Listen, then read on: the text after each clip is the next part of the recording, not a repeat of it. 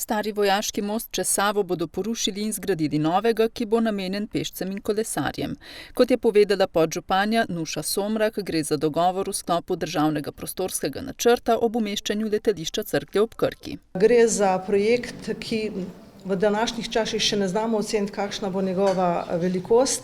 Dogovor pa je, da se financira do 50% oziroma največ do 1 milijona, s tem, da izgradnja nova sama, porušitev pa je v 100% realizaciji Ministrstva za obrambo. Gre pa to za neke vrste kompenzacijo za vse stvari, ki jih Slovenska vojska povzroča s svojim delovanjem. Na takšen način, da vlagamo v lokalno infrastrukturo, kompenziramo delovanje Slovenske vojske. Na podpisu sporazuma je bil prisoten tudi poslanec v državnem zboru Dušan Šiško. Prejšnja vlada, ko sem spraševal tako po hodnikih in na odborih, niso imeli posluha.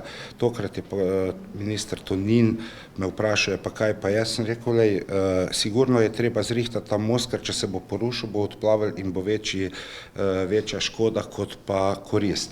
In prav bi bilo, da se ta most, ker je v neuporabi, da se sanira in naredi peš most oziroma za kolesarje tudi v enem.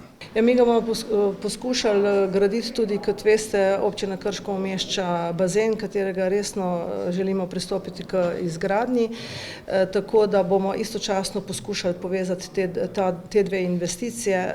Jaz upam, da bo to začelo teči že v naslednjem letu. V Krškem pravijo, da imajo sredstva v proračunu že zagotovljena, k naročilu projektne dokumentacije za odstranitev in gradnjo novega mostu pa bodo po besedah Somrakove pristopili takoj.